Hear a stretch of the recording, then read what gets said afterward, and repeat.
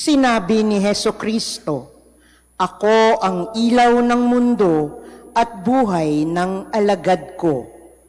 Alleluia, Alleluia, Alleluia. Alleluia, Alleluia, Alleluia, Alleluia. Sumainyo ang Panginoon. At sumaiyo rin. Ang mabuting balita ng Panginoon ayon kay San Mateo. Papuri sa iyo, Panginoon.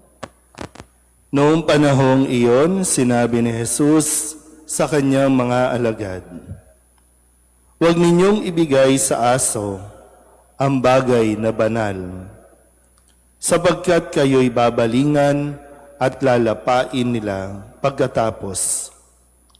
Huwag ninyong ihagis sa baboy ang inyong mga perlas, sapagkat yuyurakan lamang nila ang mga iyon.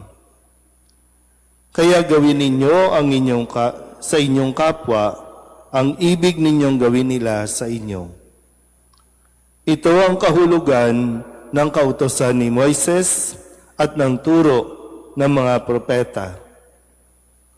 Pumasok kayo sa makipot na pintuan, sapagkat maluwag ang pintuan at malapad ang daan patungo sa kapahamakan, at ito ang dinaraanan ng marami.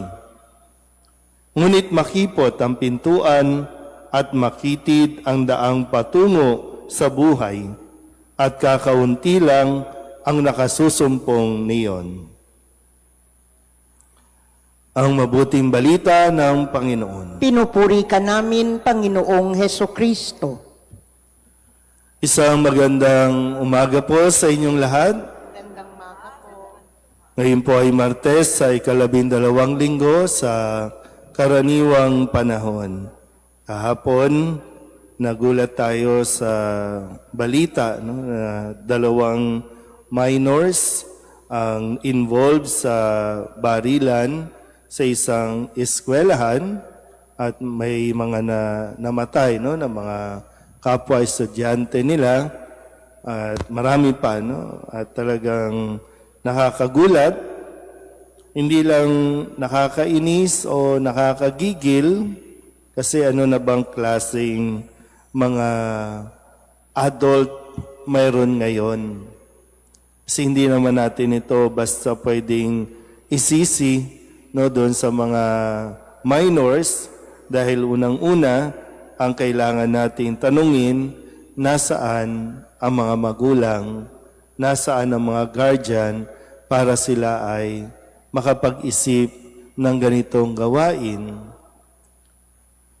Kaya nga po mahalaga na lagi tayong nakaugat sa mga aral at turo ng ating Panginoong Hesukristo, at ang unang magtuturo niyan, mga magulang sa kanilang mga anak, dahil sila ang unang nakakasama, unang naririnig, unang nakikita.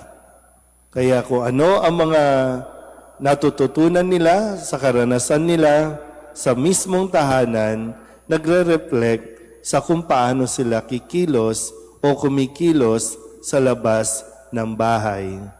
At dadali nito sa eskwelahan, sa komunidad. Talagang medyo sabihin natin, nag-iiba talaga yung pag-iisip ng mga kabataan ngayon, dulot na rin ng mga iba't ibang impluensya sa social media na kanilang napapanood.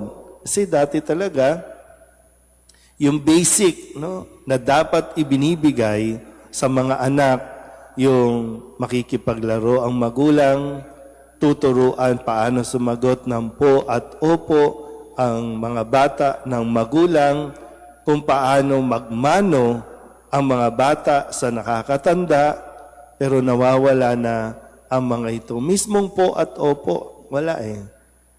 So, sino bang may pagkukulang? Ang mga kabataan ba ngayon?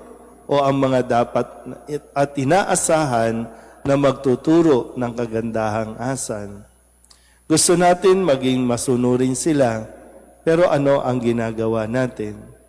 Kaya maganda itong sinabi ni Kristo no, na pwede natin mapagnilayan. Kaya gawin ninyo sa inyong kapwa ang ibig ninyong gawin nila sa inyo. Pag sinabi ng mga kapwa, no, hindi lang ito yung labas sa ating tahanan. Kasi ang bawat isa sa atin ay ito tinuturing na kapwa, na ating kapatid, na ating kaanak, lahat ito.